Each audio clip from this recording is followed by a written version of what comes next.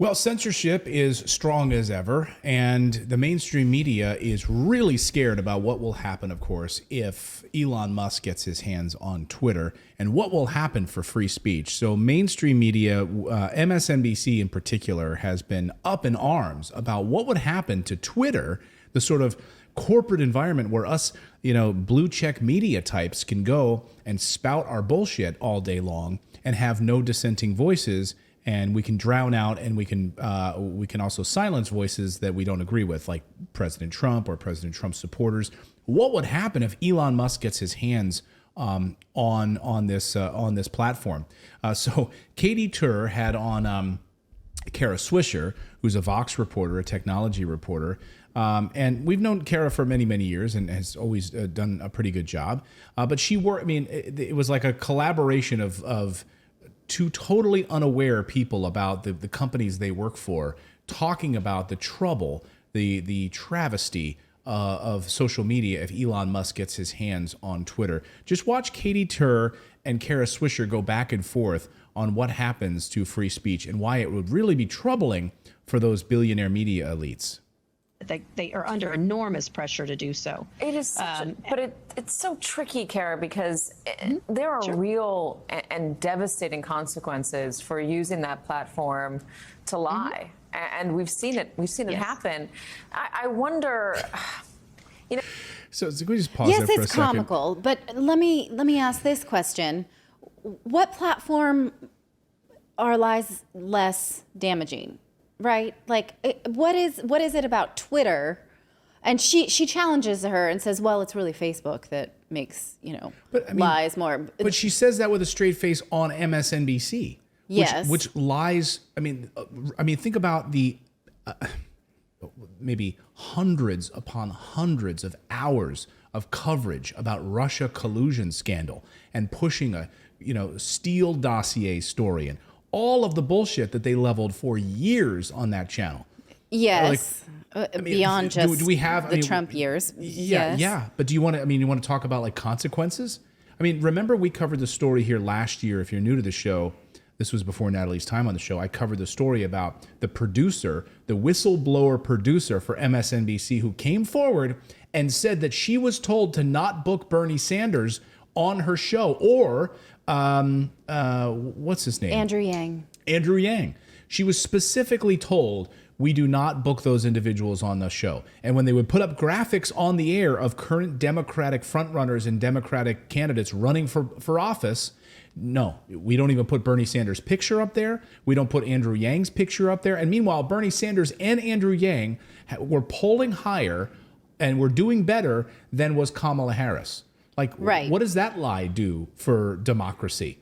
But we got to be worried about what Elon Musk will do on Twitter. But again, I think I said this yesterday, and I want to double down on it, that I am no longer going to use the term misinformation or disinformation, because it's just information. And when you say that, you take the responsibility out of fellow humans for deciding what is true and what is not, right? There are things that I don't trust you to see, so don't even look at those things because you are too stupid to discern for yourself.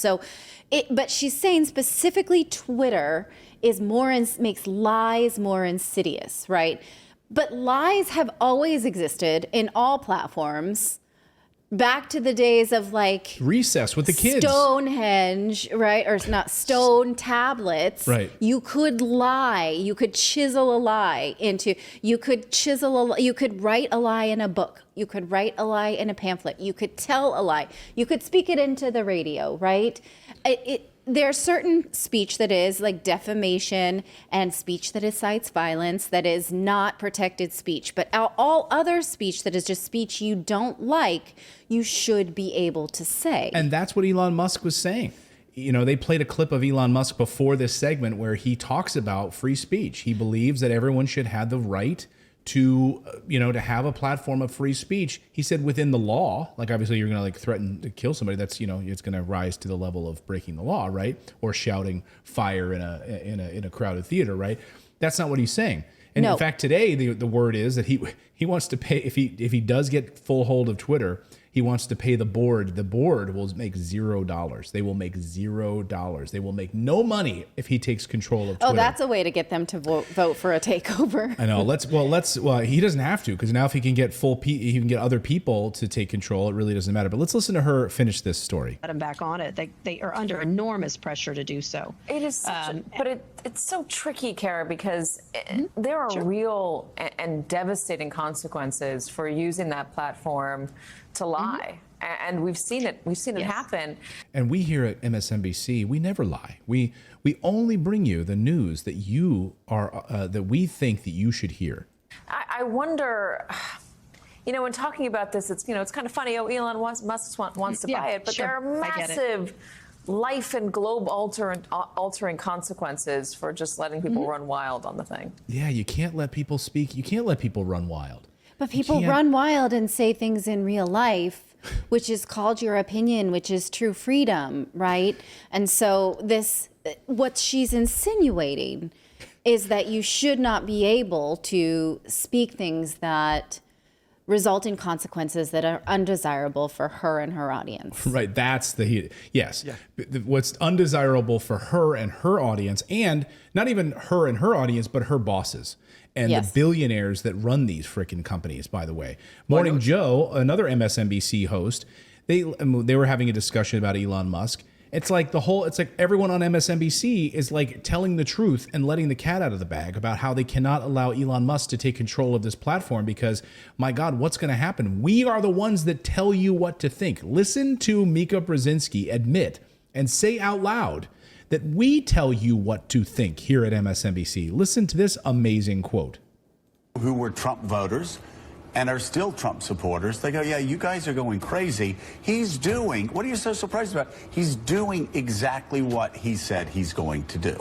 Well, and I think that the dangerous, edges here are that he's trying to undermine the media, trying to make up his own facts. And it could be that while unemployment and the economy worsens, he could have undermined the messaging so much that he can actually control exactly what people think. And that is our job. Yeah, if you look at the issue. That is our job. We tell you what to think. We control and tell you what to think. That's our job here at MSNBC. No. Okay, Philip, what are you trying to say? Oh, no, to that, I just said, oops, like she said the quiet part out loud. But so I think as inconvenient as it is for people, and I know like most people don't want to hear this, the United States is full of a lot of different type of people, where you have people educated at Harvard, you have people with an 8th grade education, there are Christians, there are atheists, there are all these different kinds of people of just varying degrees. You can't just let somebody say, we only want to listen to Harvard educated, like people that went to MIT, that make so much money a year. Those are the people that get a voice. And if you have an 8th grade education, you're the child of a coal miner, and you're deeply religious, we don't want to hear from you. Yeah, and that just bothers me. Yeah, if you didn't go to college, we don't want to hear your opinion, right? And and by the way, that's the Democratic platform. Like, hey, if you're uneducated, then we don't talk to you, right? They always love telling us the polls about how Trump does really well with the uneducated whites, right? Because it sells them their own superiority, but yeah. So anyway, here's the rest. Let them back on it. They are under enormous. Run wild on the thing. Yeah, you can't yes, run wild. 100%. But that's Facebook is really where the real action is in that. So this is a very small company. It has an outsized influence because media people like it, politicians, world leaders, and Elon Musk. And so one of the issues is if he's not going to do this, and by the way, Twitter and some of its biggest investors, like Prince Al-Walid bin Talal, are saying no, and they're putting poison pills in. What is he going to do? He's going to have to somehow unload this 10% stake. And that's probably what he's going to have to do, or raise private financing, which has its own risks and possible rewards, but a lot of risks for him. Well, I didn't play the soundbite, but he was asked if there's a plan B, and he laughed and said there is. We'll find out what that is. That's what a super villain hero would say, right? He thinks he's Tony Stark, right? That's what they'd say. However you feel about him, that's what Tony Stark would say. Smug assholes. What the fuck are you talking about? By the way, Tony Stark is a hero. He's Iron Man. a supervillain? Like, get your metaphors together here. Also, this idea that no, Facebook is where the lies happen, not necessarily Twitter. Well, it happens on both. In fact, in her book, This Is How They Tell Me the World Ends, New York Times cyber reporter, who's a specialist in like all things cyber and cyber warfare, actually points out that what Russia did to harbor discord inside the 2016 election was take negative news and exploit it. They didn't actually make anything up. They didn't really have to. So they took unflattering stories about Hillary Clinton and they twisted them in a way, but they did not actually make things up. It wasn't necessarily fake news that harmed her. It was exploitation of news and the dissemination thereof. And so these people who are sharing these things because it already plays to their conviction bias of not liking Hillary Clinton, is that lying? So like my relative, like my great aunt in West Virginia, who wants to share these things about how like they would never vote for Hillary because, is she a liar?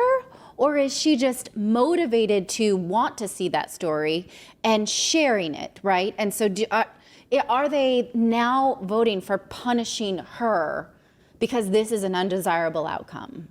Well, another thing that was getting shared at that time was satire. And it was clearly marked as satire, but they were throwing out a lot of satirical articles, just hoping that people would see the headline and not bother to read that it was satire. And so, like that was a thing where it's not necessarily, I know, like, didn't Babylon Bee have problems with Twitter also? Like, Babylon Bee, Babylon Bee got taken off of Twitter. Like, they're a satirical publication. And just like The Onion, people were sharing Onion articles as if they're real. Yeah. It's like, and again, to Natalie's point, Russia didn't even have to do it, didn't even have to do anything. All they did was amplify the stuff that people were already sharing. Like the crazy conspiracy theorists out there, they're sharing stuff and like they just jumped in and like, hey, we're just going to retweet this stuff. People are buying it. They like it. Yeah. Yeah. So again, we got to. And so, again, does that make you a liar if you're prone to liking something about a candidate you already don't, that's negative, about a candidate you don't already like, right? That doesn't a liar make. Well, that's the problem with echo chambers. Is like if all you hear is what if I'm constantly hearing the same thing, that becomes truth to me, and everything else must be a lie. And that's sort of like the MSNBC versus Fox argument. You're like, they're both telling the truth because they both live in echo chambers, and so it is their truth. Yeah, and there's this YouTube story too about, we have this other story tonight about the U.S., a politician in China being removed from YouTube because Google says that it has to comply with U.S. government sanctions. And so you see these stories, we talked about the Meghan Markle story. Meghan Markle, like if you're critical of Meghan Markle on YouTube and Google are downranking videos. Like you can't speak out, you can't say things for fear of big tech, these billionaire leaders taking your stuff down and telling you what to think. Again, if you're new to the show, please subscribe here. We were taken off of YouTube last week or the week before. We were banned for a week for reporting the news on Pfizer. Pfizer's own data that they had to reveal through a court order, redacted information. That's where the name of this show came from, for crying out loud. We featured that news here on this show, and we were taken down off of YouTube for a week by Google. And when we reached out to their press office, they didn't respond. And then they finally responded and said we were spreading medical misinformation. It's like, you realize this is on the CDC's website, and it comes right from Pfizer's own data. But it doesn't matter because they want to silence voices they don't like.